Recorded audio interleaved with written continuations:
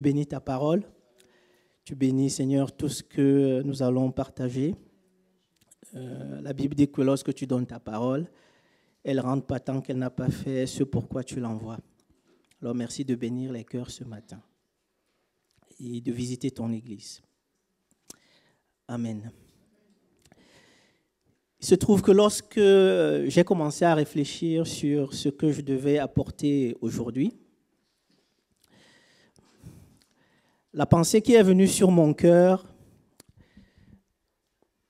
c'était d'évaluer la dépense et de voir si on a de quoi y faire face. Cette pensée s'est imposée à moi. C'était tout ce que j'avais reçu. C'est vrai que il y a des fois où vous recevez un thème et dans la foulée, Dieu vous donne pratiquement, en tout cas je le dis pour ceux qui n'ont pas l'habitude de prêcher ou d'apporter des messages, mais pour ceux qui le font, peut-être qu'ils savent ce que je dis. Donc il y a des fois où Dieu vous donne rapidement l'architecture, l'articulation de votre message, et en 1 ou 2 jours, vous avez complètement tout votre message. Et il y a des fois où Dieu vous donne le thème et vous n'avez que cela. Et vous avez à travailler un peu plus. C'était mon cas cette fois-ci, donc j'ai eu cette pensée sur mon cœur. Je me suis dit, Seigneur, mais comment je vais le traduire, comment je vais le traduire pour l'Église. Donc je dis, je vais attendre, peut-être que je vais recevoir un autre thème en attendant, mais j'ai rien reçu d'autre. Le Seigneur m'a dit, c'est ce thème-là que je te donne, et cela voulait dire qu'il fallait que je travaille un peu plus. Et l'impression que j'avais, c'est que le Seigneur me disait, vous avez ma parole, vous avez le Saint-Esprit, je vous ai donné un cerveau, une intelligence, vous avez tout ce qu'il vous faut pour travailler. Mais ce qui est merveilleux, c'est que lorsqu'on commence vraiment à méditer, à chercher ce qu'il faut dans la parole de Dieu, progressivement, les choses se mettent en place. Et je bénis Dieu pour cela, parce que c'est le résultat de tout cela que j'aimerais partager avec vous ce matin. Nous allons commencer par lire dans la parole de Dieu, dans l'évangile de Luc, au chapitre 14.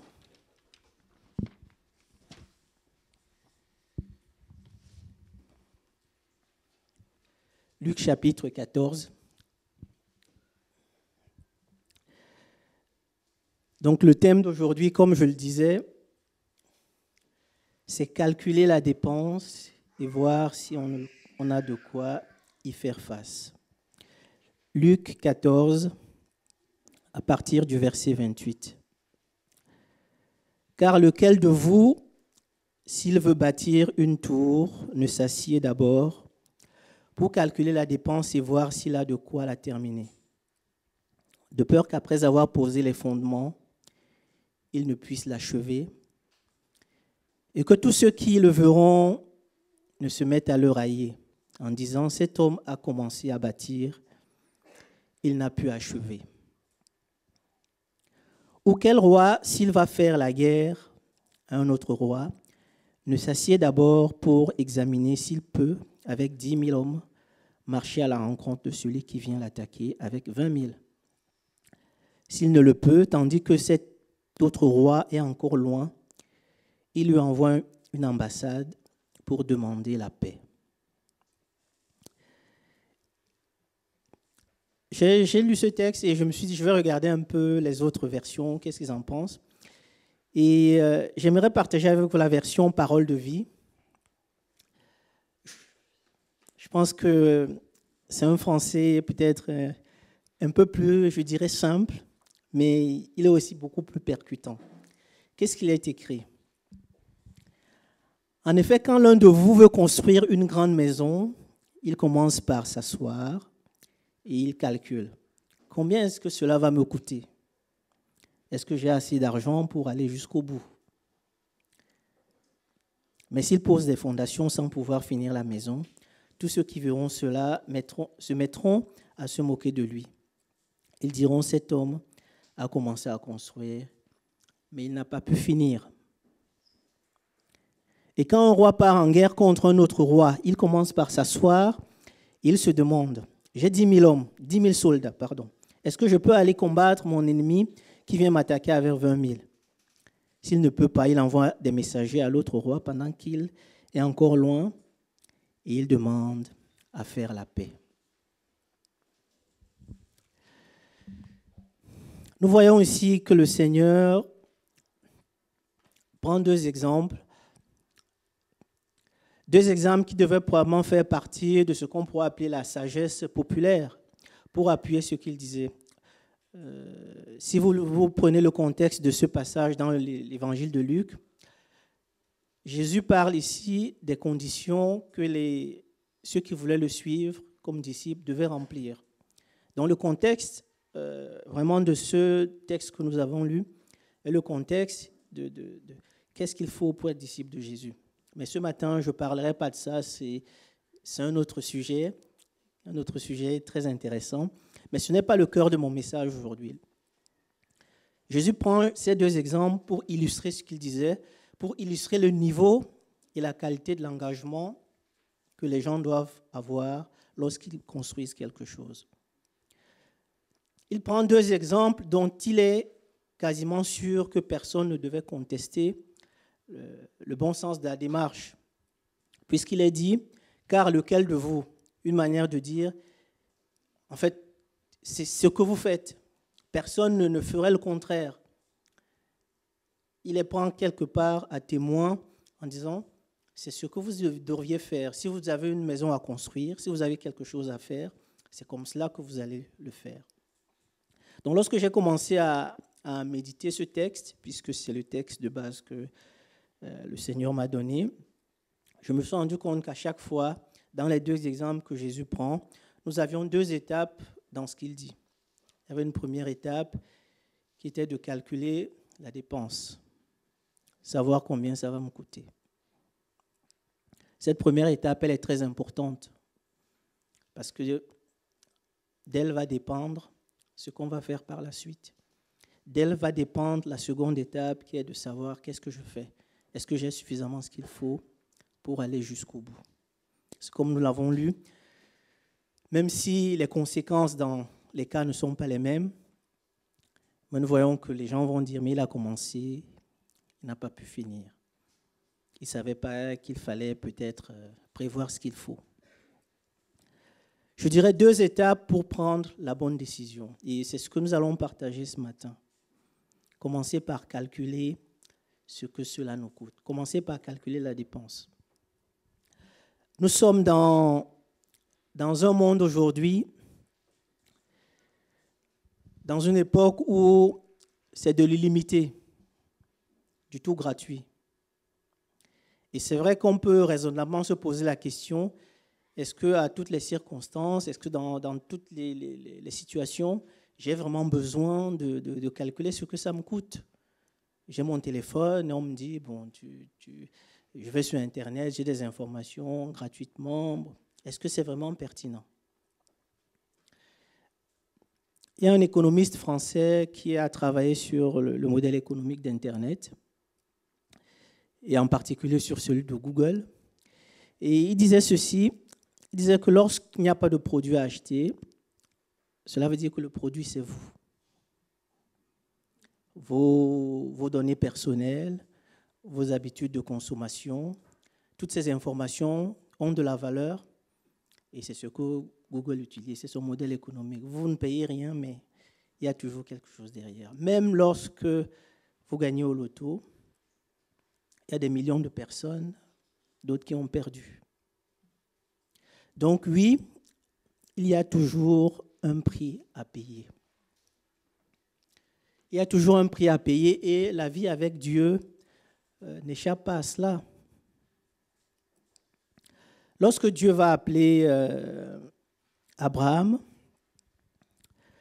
en lui disant, Abraham, viens, je vais faire de toi une grande nation, je vais te bénir. Quel était le prix à payer? Quel était le prix à payer pour Abraham? Nous trouvons ce texte dans le livre de la Genèse, Genèse chapitre 12. Vous pouvez le lire et vous verrez que ce que Dieu demande à Abraham n'est pas quelque chose de simple. Il demande tout simplement de quitter les siens, de quitter sa famille, de quitter le confort de sa maison et de partir quelque part où Abraham ne savait pas où aller. Dieu lui disait, je vais te bénir, je vais faire de toi une grande nation, mais pour cela, il faut que tu quittes les tiens, que tu partes à l'aventure. Abraham, à l'époque, n'était plus un jeune garçon pour partir à l'aventure. Abraham avait 75 ans lorsque Dieu l'appelle pour partir. Le prix à payer, c'était celui de partir. Partir dans l'inconnu, partir à 75 ans vers une destination dont il ne connaissait pas. Et c'était que le prix à payer parce qu'il y a d'autres qui vont arriver. Nous avons partagé la scène tout à l'heure. Pour nous, c'est un don gratuit de Dieu. Mais le salut n'a pas été gratuit pour tout le monde. L'apôtre Paul, dans l'épître aux Corinthiens, la première épître aux Corinthiens, chapitre 6, c'est première épître aux Corinthiens, chapitre 6 au verset 20 et chapitre 7 au verset 23. Vous pouvez le lire. L'apôtre Paul dit que c'est un très grand prix que nous avons été sauvés. Même le salut n'a pas été gratuit pour tout le monde. Il est peut-être gratuit pour nous, mais il a coûté beaucoup à Dieu.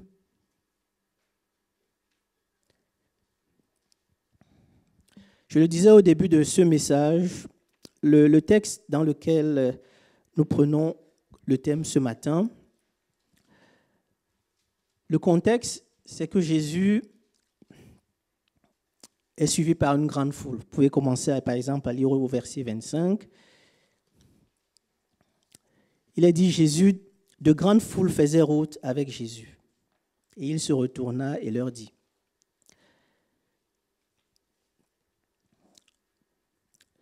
Jésus est peut-être quelqu'un à cette époque-là qui commence à avoir une certaine renommée. Je crois qu'il y a eu le miracle de Cana avec la transformation de l'eau en vin. L'évangéliste Jean nous dit que c'est le premier miracle de Jésus. Vous trouvez ça dans l'évangile de Jean chapitre 2. Donc d'autres miracles vont suivre. Donc Jésus est probablement quelqu'un qui a une renommée très importante maintenant dans la ville.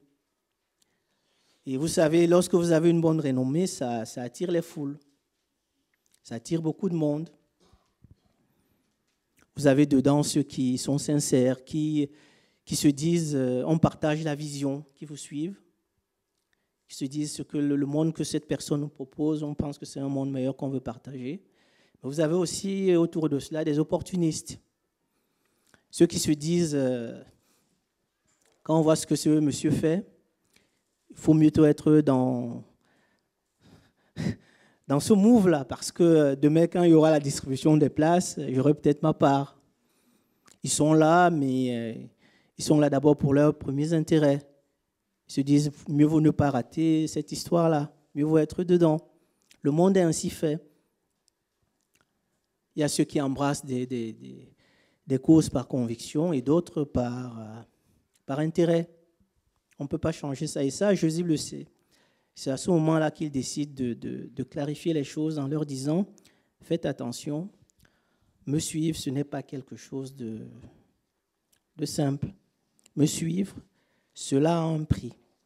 Et vous trouvez cela au verset 26, 26 et 27 de l'évangile de Luc que nous avons lu. Il est dit, si quelqu'un vient à moi, sans me préférer à son père, à sa mère, à sa femme, à ses enfants, à ses frères et à ses sœurs, et même à sa propre vie, il ne peut être mon disciple.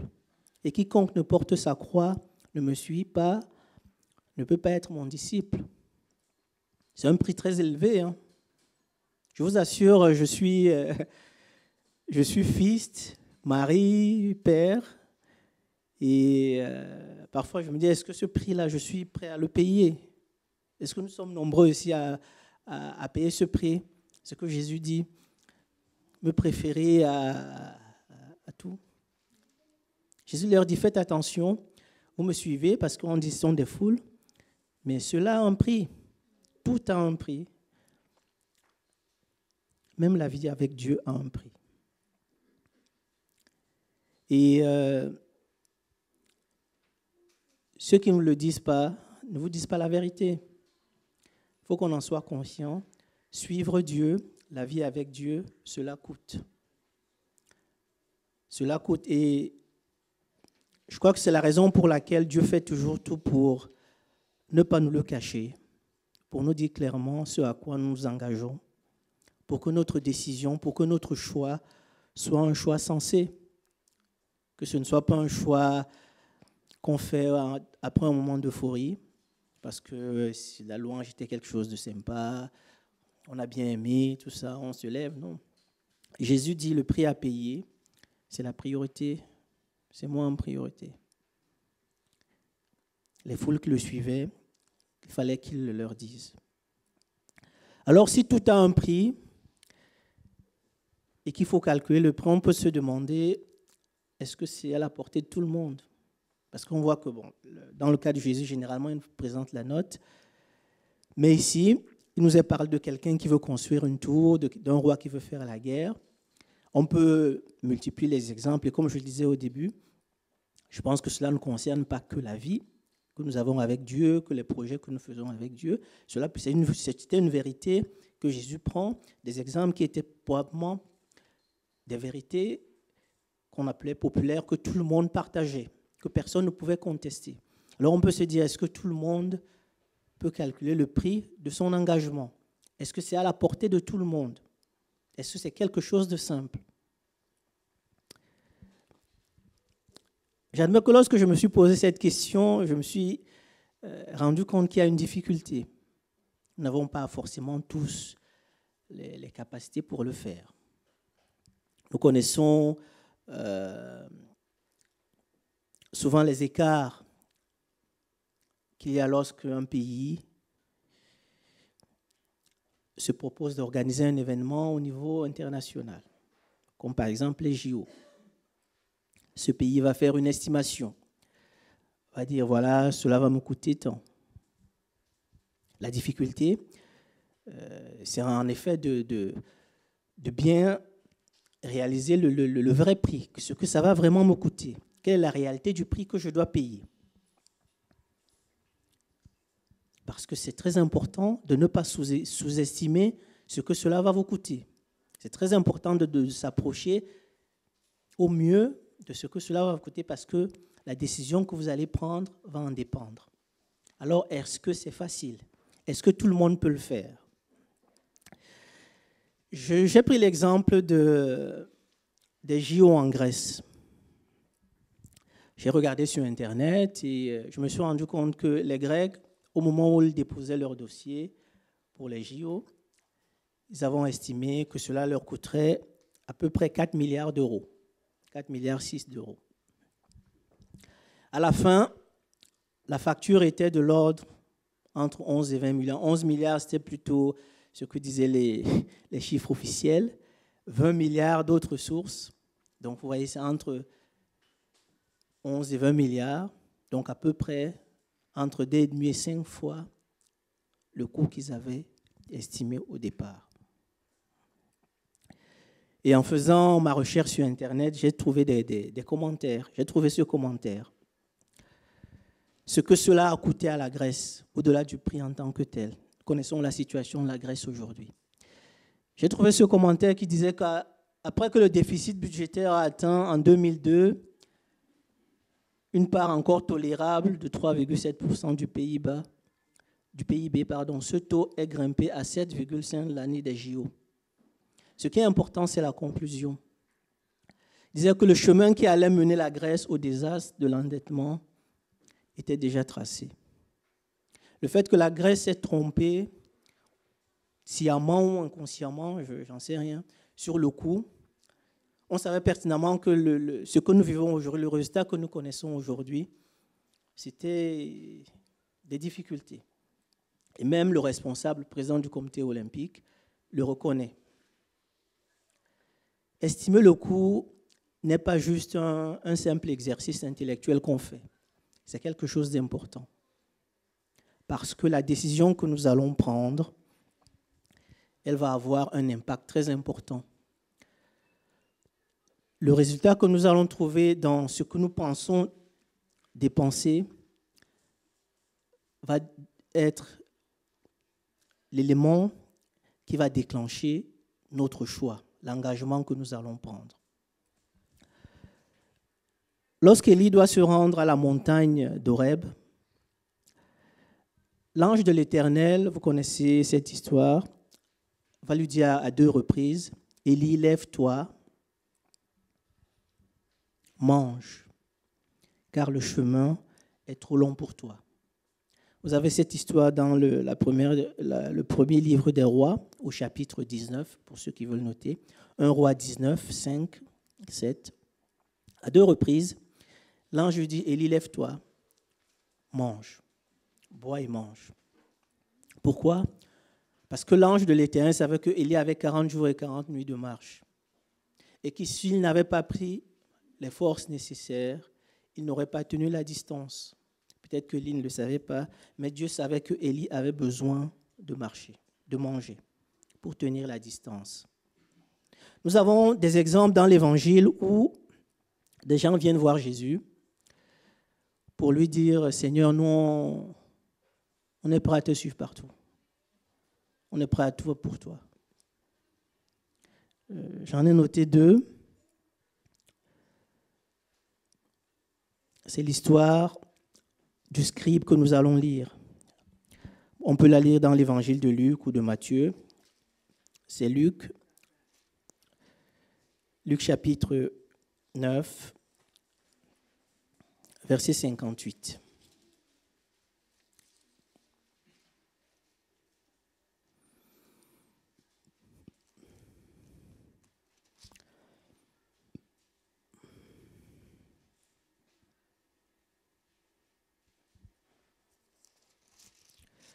Luc 9, 58.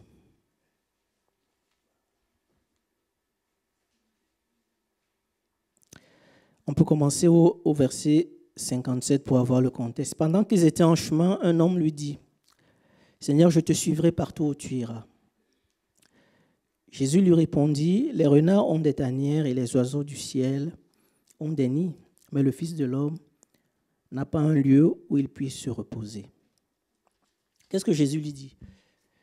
Tu dis que tu es prêt à me suivre partout, mais moi, je n'ai même pas de domicile. Est-ce que tu penses vraiment que tu es prêt à t'engager avec moi? Même les oiseaux ont des nids ou quelque part où se reposer. Est-ce que tu es conscient de ce que tu veux faire en disant que tu veux me suivre partout? Nous avons aussi l'exemple de la maman de Jacques et de Jean, les fils de Zébédée. Qu'est-ce que cette maman va demander? Cette maman va demander à Jésus, « Moi, je veux que mes 2 enfants soient tes bras droits, un à gauche, l'autre à droite. »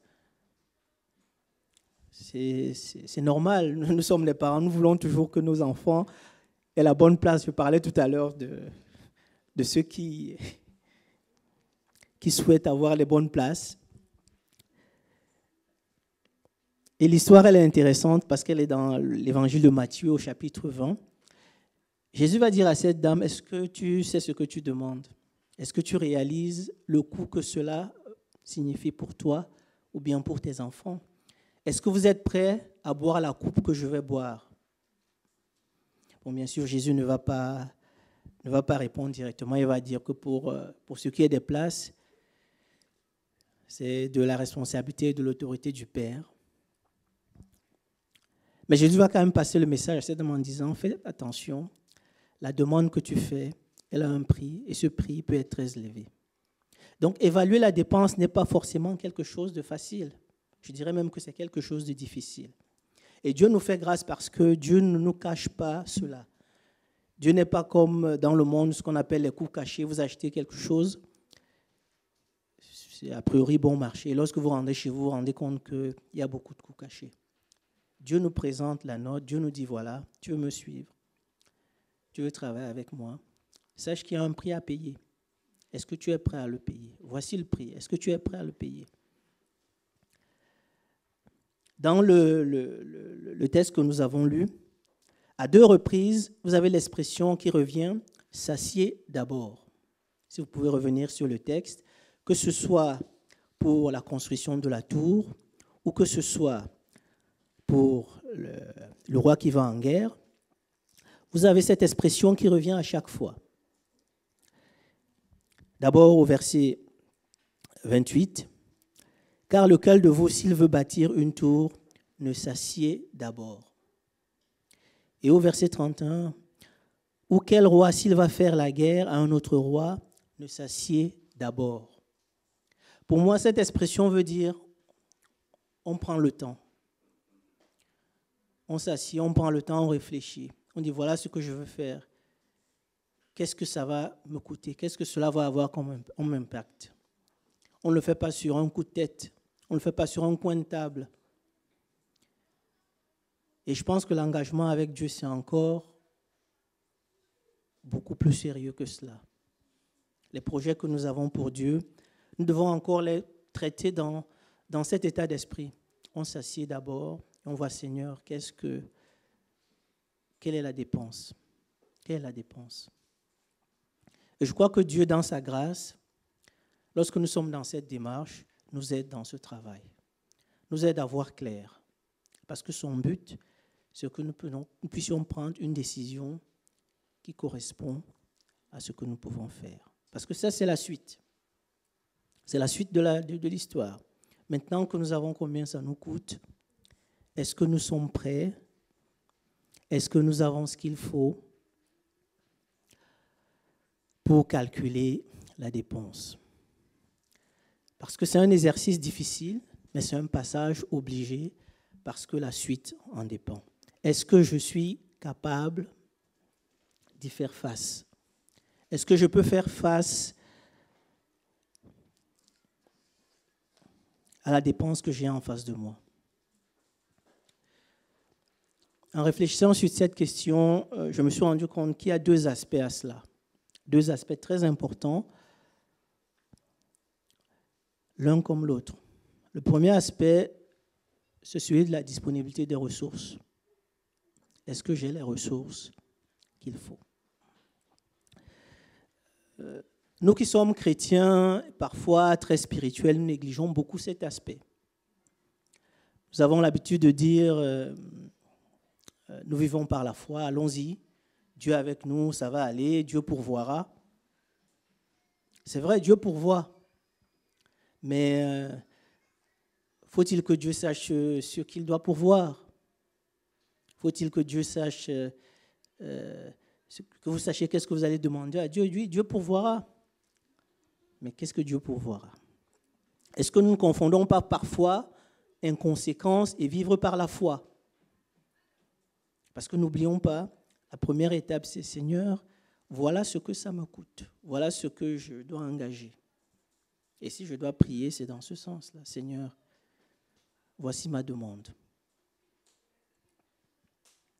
Dans les 2 exemples que Jésus a pris ici, dans un cas comme dans l'autre, dans un cas, c'est fini la construction de la tour, dans l'autre, avoir les hommes suffisamment pour aller en guerre. La question, elle est claire. La demande, le besoin, il est identifié. Est-ce que j'ai les moyens pour finir la construction de ma tour? Est-ce que j'ai suffisamment d'hommes pour faire la guerre à ce roi? Si j'en ai pas assez, je vais envoyer quelqu'un pour dire, s'il te plaît, est-ce qu'on peut faire la paix? Parce que je n'ai pas les ressources. Est-ce qu'on ne confond pas parfois inconséquence et vivre par la foi? Parce que mes frères, mes sœurs, ne nous leurrons pas, les ressources sont nécessaires. On ne peut pas y échapper. Les ressources sont nécessaires. Et la manière dont on les obtient est une autre chose. Parfois, c'est du ressort de Dieu. Mais ce qui est sûr, c'est que les ressources sont nécessaires. Et ces ressources, elles sont au moins de 2 types. Vous avez besoin des ressources matérielles, mais vous avez aussi besoin des ressources humaines. Je me suis penché sur la construction du tabernacle. Vous trouverez cette histoire dans le livre de l'Exode. C'est très intéressant parce que sur plusieurs chapitres, vous avez ce que Dieu donne comme instruction. Dieu va détailler tout ce qu'il faut faire. Vous pouvez commencer à lire, par exemple, à partir du chapitre 25, si vous voulez, jusqu'au 38. Donc, c'est assez long. Après avoir donné tout ce qu'il faut faire, toutes les instructions, Dieu va s'assurer que les ressources seront disponibles. Dieu ne va pas dire, voilà, il faut faire ça, il faut faire ça, il faut faire ça. Et non. Dieu va s'assurer que les ressources seront disponibles. D'abord, les ressources matérielles. Au chapitre 25, Dieu va demander qu'il y ait une offrande. Une offrande. On va lire Exode. On va lire, les 9 premiers chapitres. Les 9 premiers, versets, pas chapitres. Du chapitre 25. Exode 25. L'Éternel parla à Moïse et dit, « Parle aux enfants d'Israël qu'ils m'apportent une offrande. Vous la recevrez pour moi de tout homme qui la fera de bon cœur. » Nous reviendrons sur cette. « Voici ce que vous recevrez d'eux en offrande, de l'or, de l'argent et de l'airain, des étoffes teintes en bleu, en pourpre, en cramoisi, du fin lin et du poil de chèvre, des peaux de bélier teintes en rouge, et des peaux de dauphin, du bois d'acacia, de l'huile pour le chandelier, des aromates pour l'huile d'onction et pour le parfum d'odoriférant, des pierres d'onyx et d'autres pierres pour la garniture de l'éphod et du pectoral. Ils me feront un sanctuaire et j'habiterai au milieu d'eux. Vous ferez le tabernacle et tous ses ustensiles d'après le modèle que je vais te montrer. Dieu va montrer à Moïse tout ce qu'il faudra pour faire le tabernacle. Mais il ne va pas dire, voilà, vous allez faire ça. Non, Dieu va dire, pour cela, on a besoin de ça, de ça, de ça, de ça. Et vous ferez une offrande pour ça, pour ça, pour ça, pour ça. Ensuite, Dieu ne va pas s'arrêter là, parce que les ressources matérielles, c'est bien. Mais on a besoin des hommes et des femmes pour faire le travail. Et vous allez au chapitre 31 de ce livre de l'Exode. Dieu va donner les compétences nécessaires pour utiliser les ressources matérielles qu'il a demandées. Exode 31. L'Éternel parla à Moïse et dit, « Sache que j'ai choisi Betsalel, fils d'Uri, fils de Hur, de la tribu de Juda. Je l'ai rempli de l'Esprit de Dieu, de sagesse, d'intelligence et de savoir pour toutes sortes d'ouvrages. Je l'ai rendu capable de faire des inventions, de travailler l'or, l'argent et l'airain, de graver les pierres à enchâsser, de travailler le bois et d'exécuter toutes sortes d'ouvrages. Et voici, je lui ai donné pour aide Oholiab, fils d'Ahisamach, de la tribu de Dan. J'ai mis de l'intelligence dans l'esprit de tous ceux qui sont habiles pour qu'ils fassent tout ce que je t'ai ordonné. » Les ressources matérielles, les compétences pour faire le travail. Dieu dit ici qu'il a choisi 2 personnes. Ça veut dire qu'il n'a pas choisi les autres. C'est important. Dieu précise que j'ai choisi telle personne pour faire telle chose. A contrario, ça veut dire que ce ne sont pas les autres. C'est parfois difficile, mais ce sont des choses qu'on doit comprendre. Dieu va donner des compétences à des personnes. Bien sûr, les compétences ne sont pas tout comme nous allons voir, mais il y a des gens à qui Dieu a donné des compétences pour faire un travail. Dire, voilà, vous allez faire cela. Bon, bien évidemment, ces personnes vont être des leaders pour la réalisation du tabernacle. Mais Dieu sait que nous avons besoin de ressources, des ressources matérielles, des ressources humaines pour faire ce qu'il faut. Et c'est ce que je vous ai présenté tout à l'heure, la construction du tabernacle. Lisez ce texte, vous voyez, c'est vraiment, Dieu va détailler même la façon de faire les robes. Donc, c'est un travail très technique. Ce n'est pas quelque chose, on se lève le matin, on dit, moi, je vais faire ça. Non. C'était des compétences qui étaient nécessaires et que Dieu a données, parce que Dieu pourvoit. Alors, je disais tout à l'heure, est-ce que les compétences, est-ce que les ressources, c'est tout? Bien sûr, les ressources ne sont pas tout. Les ressources ne sont pas tout parce que sans notre volonté, sans notre motivation, sans notre désir de travailler, d'aller de l'avant, tout cela ne marche pas. Tout cela ne peut pas se mettre en place. Lorsque Jésus va dire aux disciples, vous devez me préférer à votre père, à votre mère, à votre sœur, pour être mon disciple. Bien sûr, Jésus ne demande pas de haïr nos parents, bien évidemment. Ce n'est pas ce que Jésus dit. Mais Jésus nous dit, si le fait que vous devez me suivre vous met en difficulté avec les vôtres, il faut que vous soyez prêts à en payer le prix.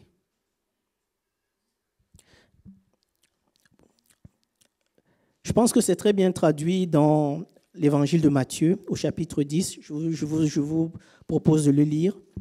C'est vrai, tel que c'est écrit dans Luc, peut peut-être porter à confusion. Mais lisons-le dans Matthieu, au chapitre 10, parce que c'est dans cet état d'esprit-là que le Seigneur le dit. Cela ne veut pas dire que le coût est moins important. Comme je le disais tout à l'heure, c'est une situation que je n'aimerais pas rencontrer en tant que père, en tant que fils, en tant que mari. Mais c'est ce que le Seigneur dit que c'est le prix à payer. Matthieu 10, verset 34. Ne croyez pas que je sois venu apporter la paix sur la terre. Je ne suis pas venu apporter la paix, mais l'épée. Car je suis venu mettre la division entre l'homme et son père, entre la fille et sa mère, entre la belle-fille et sa belle-mère. Et l'homme aura pour ennemi les gens de sa maison. Suivre Jésus, ça peut conduire à cela. Là, il n'est pas question de ressources. La question, c'est ce que je veux? Est-ce que je suis prêt à aller jusque-là? Dans les exemples que le Seigneur nous a pris ici, il était de manière générale question de ressources, mais il prend ces exemples pour illustrer le fait qu'il y a toujours un prix à payer, que rien ne se fait simplement, et encore plus pour ceux qui veulent être son disciple. C'est vrai que c'est toujours tentant de revenir sur ce sujet, mais comme je disais, ce n'est pas le sujet de suivre. La construction du tabernacle est un bon exemple. C'est un bon exemple. Parce que vous avez, comme je disais tout à l'heure, ce mélange des deux. Vous avez les ressources matérielles que Dieu pourvoit et les ressources humaines. Et ensuite, vous avez une expression qui est revenue à chaque fois et qui montrait qu'en fait, ce n'était pas uniquement des personnes qui donnaient ou qui avaient la compétence, mais c'était tous ceux qui avaient le cœur bien disposé. Dans le livre de l'Exode que nous avons lu, au chapitre 35, quand les travaux ont commencé, si vous lisez, vous voyez à chaque fois,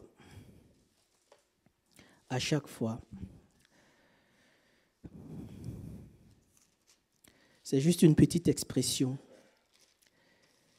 qui est mise là, mais qui fait toute la différence. Exode 35, au verset 22. Par exemple, il est dit,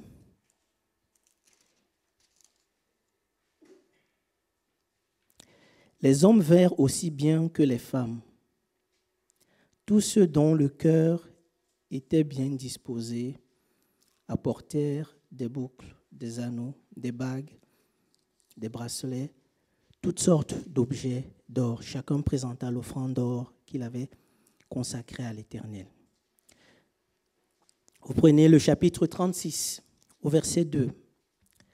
Moïse appela Betsalel, Oholiab et tous les hommes habiles dans l'esprit desquels l'Éternel avait mis de l'intelligence. Tout ce dont le cœur était disposé à s'appliquer à l'œuvre pour l'exécuter. Que ce soit pour donner, que ce soit pour travailler, la pierre angulaire, l'élément essentiel était le cœur qui était bien disposé. Bien évidemment, on avait besoin de l'or, on avait besoin de l'airain, on avait besoin des gens compétents pour faire le travail. Mais ici, il y a une précision qui est donnée. C'est ceux qui avaient le cœur bien disposé, ceux-là ont donné. Ceux qui avaient le cœur bien disposé, ceux-là ont travaillé. Les ressources sont nécessaires, mais les ressources ne sont pas tout. J'ai pris 2 exemples pour finir là-dessus, sur ces 2 exemples. Vous avez l'histoire du Syrien Naaman. Vous trouvez cette histoire dans le 2e livre des Rois au chapitre 5. C'est une histoire que nous connaissons. C'est un chef de l'armée, donc c'est quelqu'un de puissant qui est atteint de la lèpre. Je vais vous raconter l'histoire, mais vous la trouvez dans le 2e livre des Rois au chapitre 5. Ce monsieur, il est malade. Et on lui a dit qu'il a une servante qui lui dit, si vous étiez en Israël, aux côtés de notre prophète, vous serez guéri. Donc il prend tout ce qu'il faut, l'argent, l'or, du moins, disant, je vais aller voir le prophète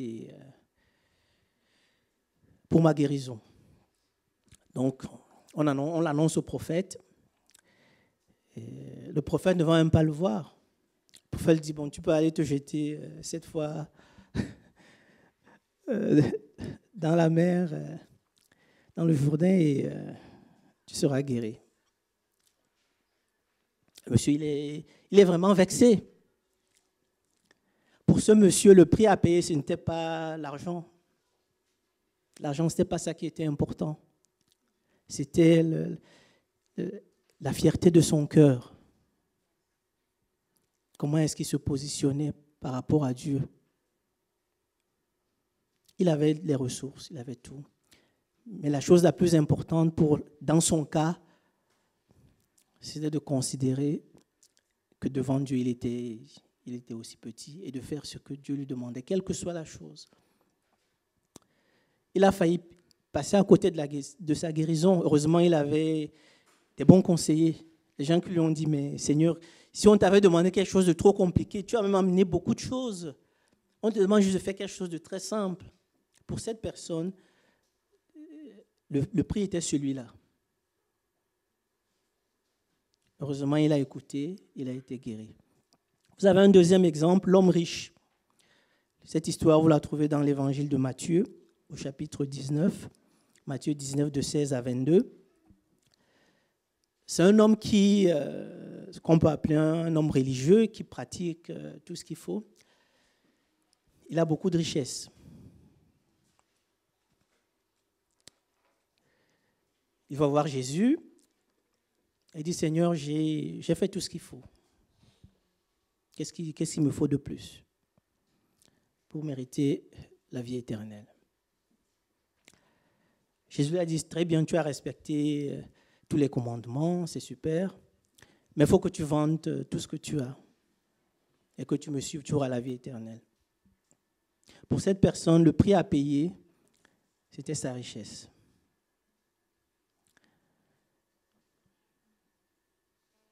Malheureusement, nous n'avons pas le même résultat, la même issue que pour le Syrien Naaman. La Bible dit que cet homme est parti tout triste parce qu'il avait beaucoup de richesses. Le prix qu'il devait payer, pour lui, était trop important. Ce n'est pas qu'il ne le connaissait pas, mais il n'était pas prêt à le payer. Il est parti tout triste. Nous avons besoin de savoir ce que notre engagement nous coûte. C'est la première étape. Lorsque nous savons ce que notre engagement nous coûte, nous avons à prendre la décision si nous voulons y aller ou pas. C'est ce que Dieu nous demande. Dieu ne nous prend pas au dépourvu. Dieu ne, comme je disais tout à l'heure, ne nous montre pas des coups cachés. Lorsque Dieu vient à nous, il vient clairement en disant, voilà, moi ce que ça vaut. Est-ce que tu veux y aller ou pas? C'est toujours cette conjonction, avoir ce qu'il faut et avoir la volonté, le désir d'y aller. C'est l'un avec l'autre. Ce n'est pas l'un sans l'autre. Les deux ensemble. J'ai ce qu'il faut et je veux y aller. Je vais juste conclure en disant deux choses. Premièrement, contrairement à ce qu'on pourrait penser, calculer la dépense au préalable n'a pas pour objectif de nous décourager. Ce n'est pas le but. Comme je disais tout à l'heure, cela nous permet éventuellement de connaître nos besoins, de savoir ce qu'il nous faut et au besoin demander de l'aide. Au besoin de dire, Seigneur, voilà le projet que j'ai. Il me coûte tant. Et je n'ai pas assez. J'ai besoin de toi. Il me manque telle ressource. C'est ce que Jésus nous rappelle ici. Il dit à ses disciples, vous voulez me suivre, c'est bien, mais voilà ce que ça vous coûte. Est-ce que vous êtes prêts à le faire? Il va prendre des illustrations de la sagesse populaire, mais cela ne change pas grand-chose. Il y a un prix à payer. Est-ce que tu le connais? Si tu le connais, est-ce que tu as les moyens pour y aller? Ce serait dommage que le Seigneur te dise, c'est quoi ton besoin? Qu'est-ce qu'il te faut? Et que tu répondes, finalement, Seigneur, je ne sais pas trop. C'est peut-être ça. Je n'ai pas bien réfléchi. Ça, c'est la première chose. Calculer la dépense, ce n'est pas superflu. C'est un passage obligé. La deuxième chose que j'aimerais dire, c'est que Dieu n'est débiteur de personne. Dans Agée au chapitre 2, verset 8, Dieu dit « L'argent est à moi et l'or est à moi ». Donc Dieu, ce n'est pas un problème pour lui de l'argent. Lorsque Jésus donne les conditions pour le suivre, Pierre va lui dire « Seigneur, nous avons tout quitté pour te suivre ». Qu'est-ce que Jésus va lui dire? Qu'est-ce que Jésus va répondre? Vous trouvez cela dans la suite des textes que nous avons lus, Luc au chapitre 18, versets 28 et 30. Jésus leur dit, je vous le dis en vérité, il n'est personne qui, ayant quitté à cause du royaume de Dieu, sa maison, ou sa femme, ou ses frères, ou ses parents, ou ses enfants, ne reçoivent beaucoup plus dans ce siècle. Donc Jésus ne parle pas d'abord de la vie éternelle, elle viendra, mais déjà dans ce siècle, il n'y a personne qui reçoive plus, et dans le siècle à venir, la vie éternelle. Donc les moyens et les ressources ne sont pas un problème pour Dieu. Dieu a suffisamment les ressources pour pouvoir, si nous montons des projets à la gloire de son nom. Notre frère Alain, dimanche dernier, nous parlait des devoirs de vacances pour adultes. Il disait que ce moment de vacances peut nous servir à faire le point sur notre relation avec Dieu, savoir un peu quel est notre engagement, une manière de préparer la rentrée. Je me dis que nous pouvons considérer ce message ce matin comme un exercice, un exemple d'application pour cela.